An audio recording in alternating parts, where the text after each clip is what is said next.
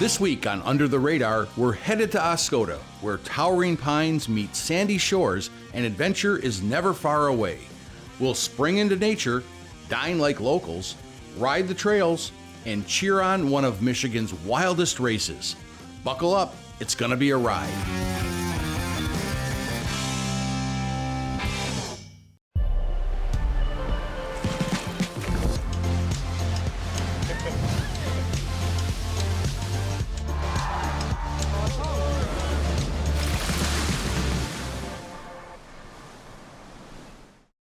The Stalls Motors and Music Experience features a collection of automated music machines, neon signs, gas pumps, and 150 years of automotive history.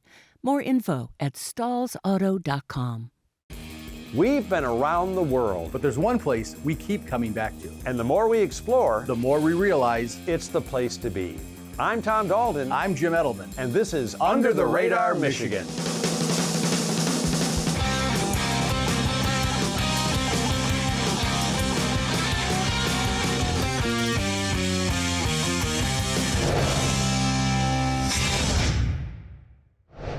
You know, if you ask me, there's no better combination than trees, trails, and tradition. And Oscoda's got all three.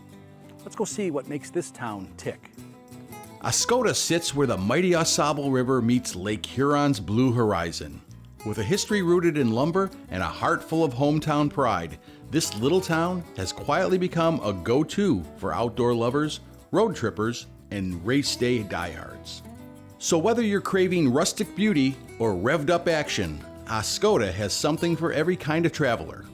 Let's hit the road. Oscoda is located in northeast Michigan along Lake Huron's Sunrise side. It's about 3 hours from Detroit and just far enough north to feel like a real escape. First stop, we head into the woods to a place that has the air of a sacred secret. This is Iargo Springs.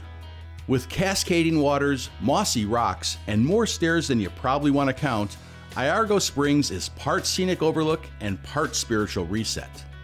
Originally a sacred site for indigenous peoples, it's now a peaceful place to pause, listen, and reconnect with nature. I met up with Brooke Whitford to learn what makes this spot so special and why you should absolutely take the stairs.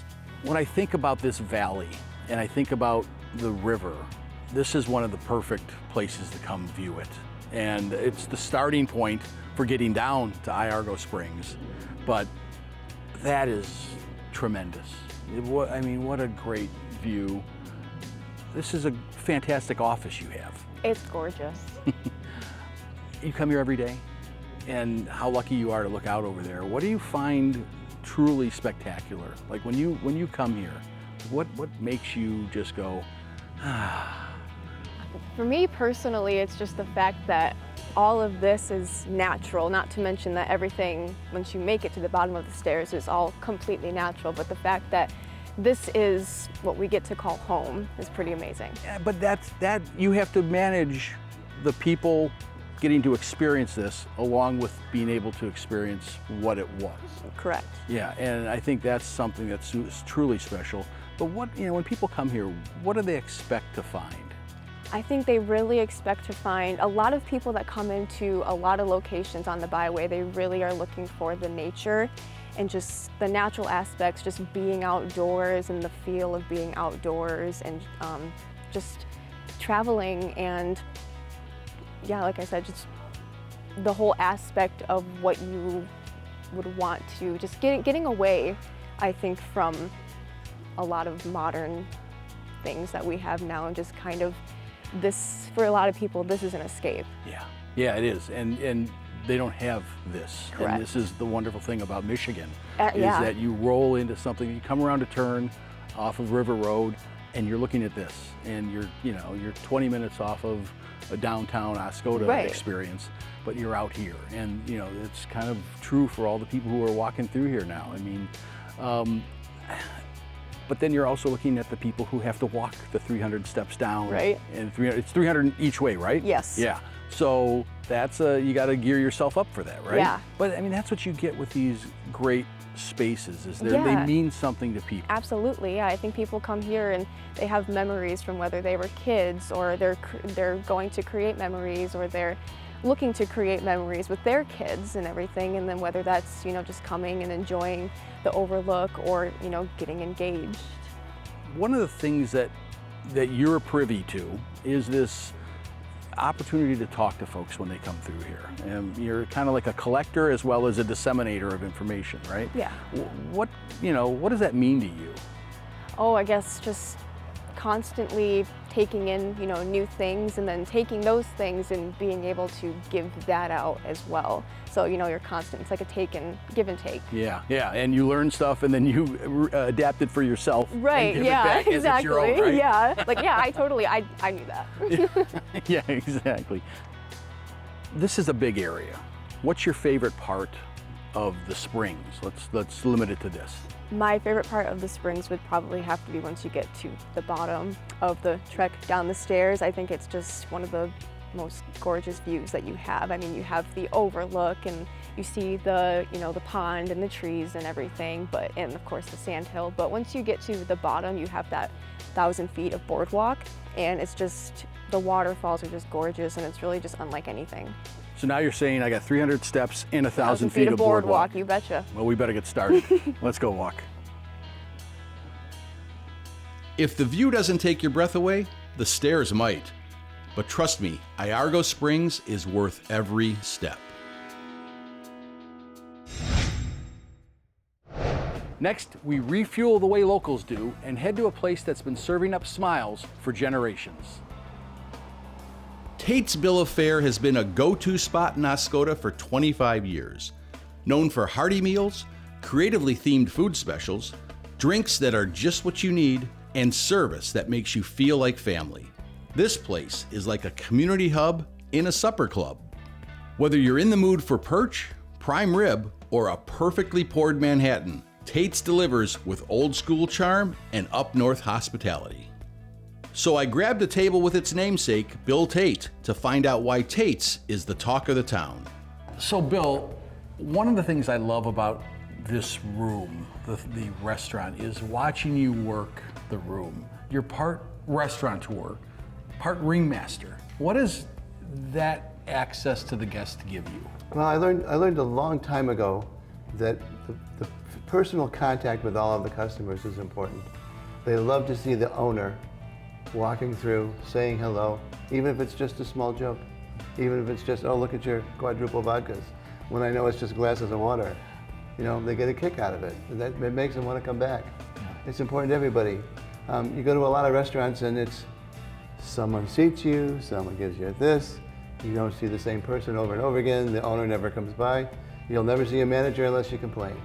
Yeah. You feel special getting to talk to you. You watch you coming around and like, oh, he's to us next. Well, not just that, but being in business so long, we have a lot of repeat customers. I mean, people that come up for the summertime, they come here over and over again because they know that this is their best place to eat. They want to come back. When they come in, they see me here, then they feel more comfortable. You know, I used to be sitting at the door waiting for them, but now I don't do that. We have hostesses for that. But I still make it all the way around the dining room for every customer, every night. I talk to everybody at least once. Well, let's talk about the specials that you have, because these are items you've had for years. The specialty food that we make comes from our hearts and our house. You know, the chicken especial, my wife came up with that recipe. Oh, really? You know, the ribs are my recipe. You know, the things that we used to serve people when they'd come to our house. The Swiss onion soup you were talking about earlier, my wife's recipe. Where she came up with it, I have no idea. But she's, you know, and she's not in the restaurant business. She was a nurse in the emergency room here in the hospital in Tawas for 30 years. What I like about the Speakeasy is you have a different theme every month. Yeah. And that means different cocktails and different finger foods. I think, you know, to kind of fill us in on some of the themes you've done. Well, I'm not in all those themes, but right. But she did the 4th of July, the red, white, and blue, the Christmas theme. We did a Halloween contest thing. The drinks, her and the waiter Steven go over the cocktails and make them all up. and they do all the prep work for it. A lot of it's a lot of very intensive work on some of those things, like, you know, like grinding up beets for beeches, because you don't want to buy beeches because it's crummy. I mean, but just the paying meticulous care to making sure that everything's great. Right. They did this pomegranate martini, which with a mint leaf on it, but with another one, I can't remember what that was for. Oh, that was for the Kentucky Derby month, whatever month that is. Yeah. May. Yeah. Yeah. So she comes up with all the ideas for all of the speakeasies, and she wears contests. She wears costumes herself all the time. Yeah. You saw her last night when she was wearing her little pirate outfit. Yeah. So yeah, she's doing a great job on that. We have a new guy in the kitchen, Quinn. He's going to be doing a lot of that, the prep for that. So the next speakeasy will probably be mostly his food. Mm-hmm. So we'll see how that works out too. Nice. Yeah. What do you think makes a place feel like home to a diner? Well, you can go and look in a book, and the book will tell you everything you want to know about it. And I don't need to read the book. I've lived the book. You know, that's how when we got here, that's why we did so good in the beginning, was because everybody that came here felt like they were the only customers here. And I made a habit of that. I used to work over at the yacht club, and my wife came in for lunch, which one day on a Friday, Fridays were really busy. I'd do like 120 people for lunch. And her girlfriend came in for lunch. And when I got home, she said, I can't believe that what you did. She said, you had like 100 people in there, and you made us feel like we were the only table. I said, well, I made every table feel like they were the only table. That's what the game's all about. So that's why they feel like they want to come back here. That's why they feel like they're at home here. Good food, great people, and stories that span over 25 years. Tate's Bill of Fare is a true Oscoda treasure.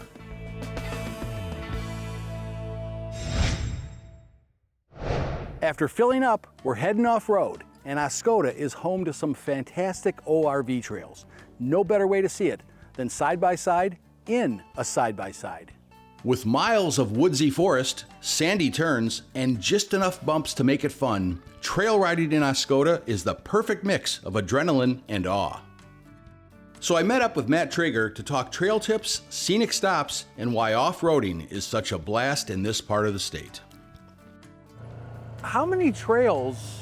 I mean, this is a really wide trail network, right? Right.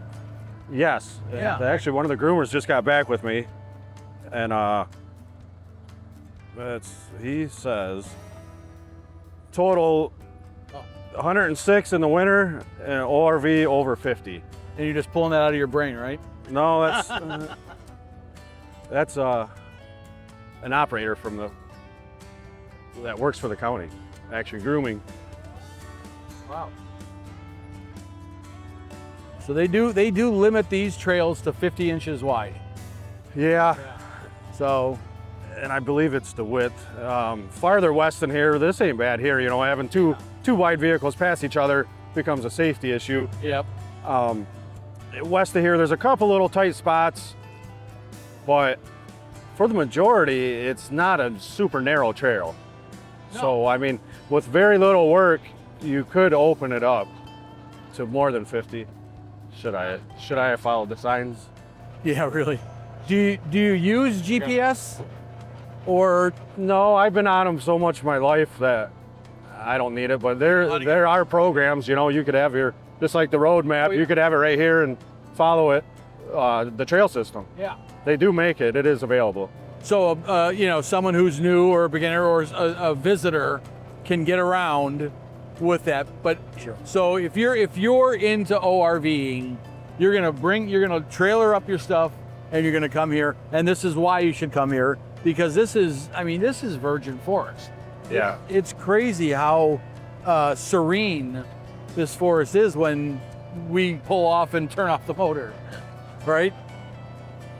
Yeah, I mean, most traffic here, we are limited in the winter with the snow, so most traffic here are locals. They have their summer homes, whatever, they come up in the winter and use the trails.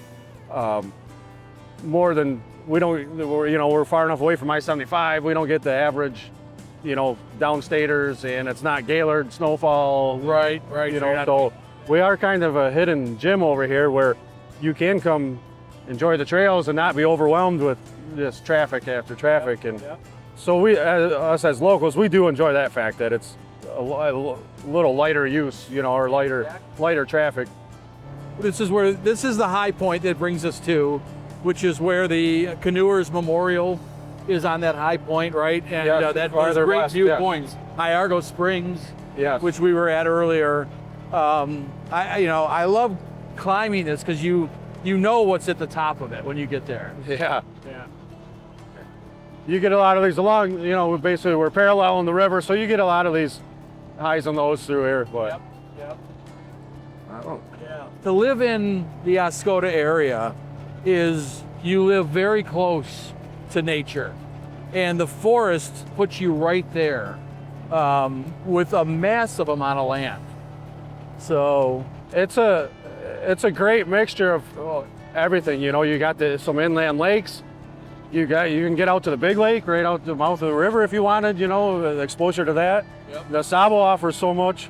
The difference between lower and upper, you know, above the dam, between the sports end of it or even recreational, you know, your pontoon, whatnot.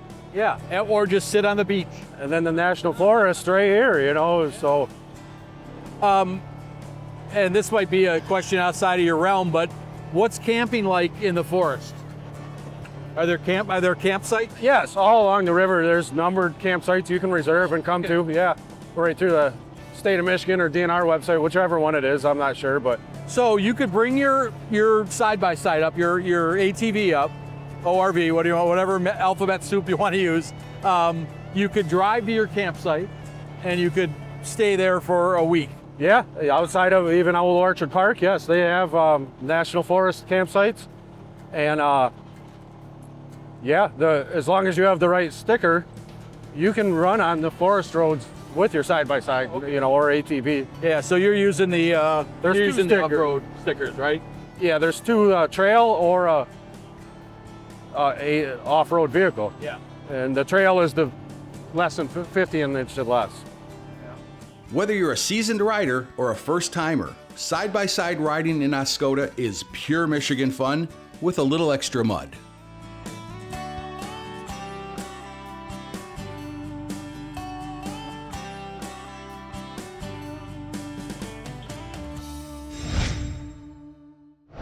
Next up, we head to one of Michigan's most legendary races.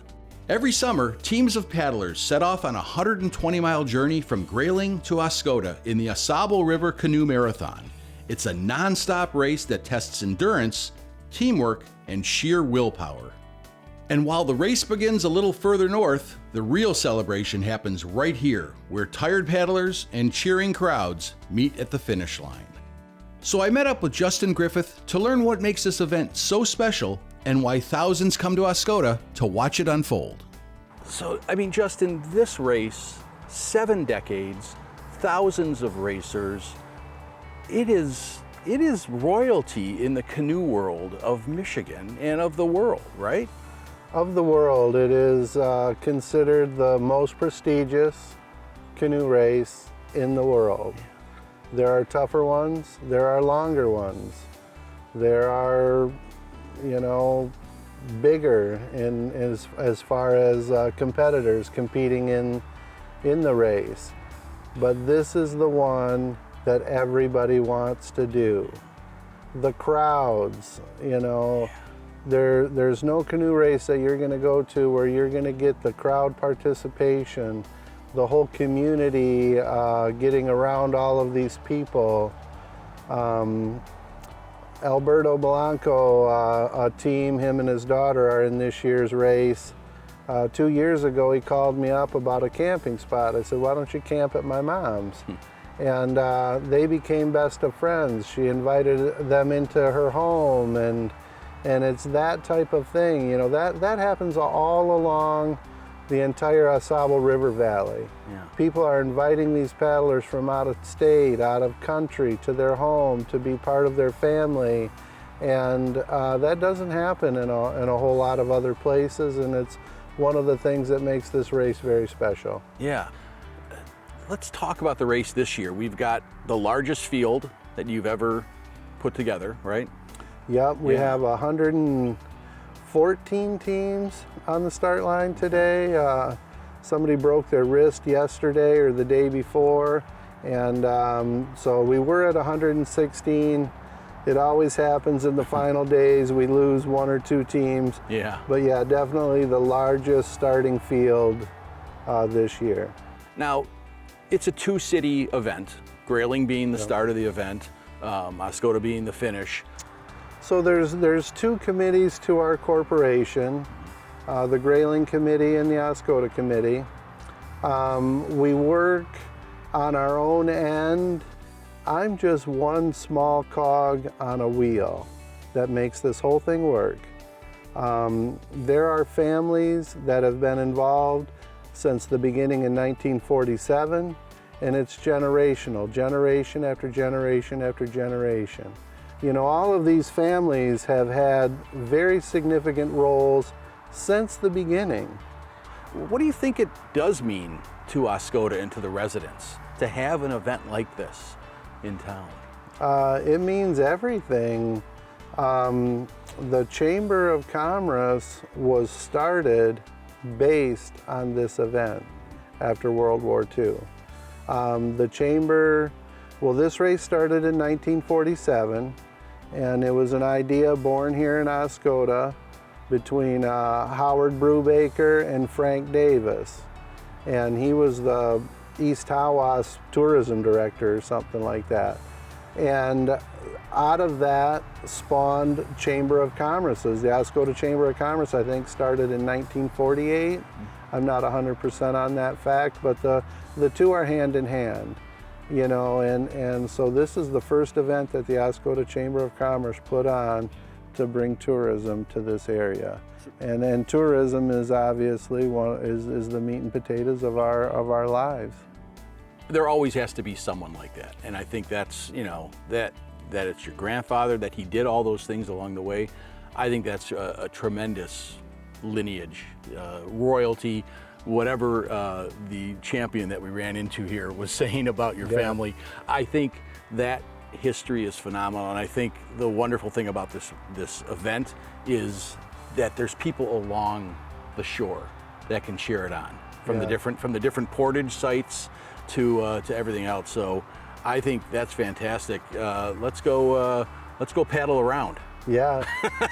So when this started, you know, events like this weren't that big. They were small events, and any event is always a starting point for it.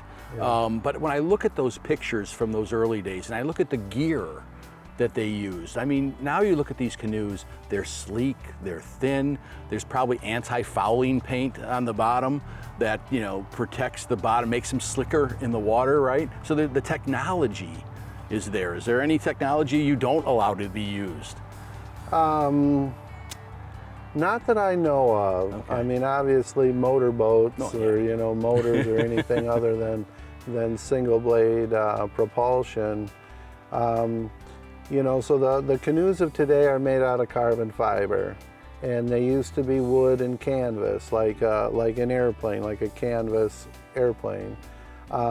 That's what they were made out of, and obviously then the aluminum technology came along. Fiberglass was the next technology, and then Kevlar was the first lightweight, super strong material that was used to bring this to a whole new level. And nowadays the carbon fiber has not replaced, but a lot of the top guys are just going to use a carbon fiber, the ultimate lightweight as they can get. A lot of people use a Kevlar carbon combination layup, which has a little bit more flexibility, the same strength, and is just a little bit more durable. The AuSable River Canoe Marathon isn't just a race, it's a rite of passage. And Oscoda welcomes every paddler home with open arms, whether you're first or last. From sacred springs and comfort food classics to wild rides and world-class races, Oscoda is full of surprises and packed with heart. You know, I think I'm going to stick around here for a bit. I can't wait to uncover some more hidden gems. So until our next adventure on Under the Radar Michigan, keep exploring and stay curious, my friends.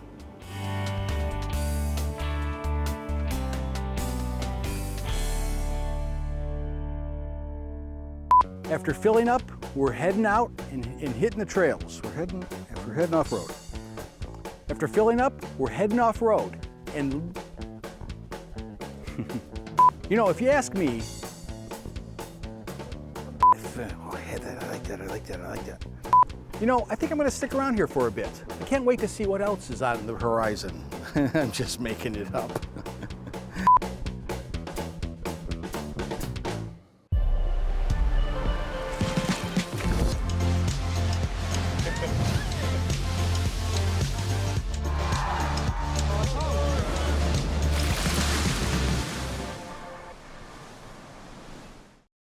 The Stall's Motors and Music experience features a collection of automated music machines, neon signs, gas pumps, and 150 years of automotive history. More info at stallsauto.com.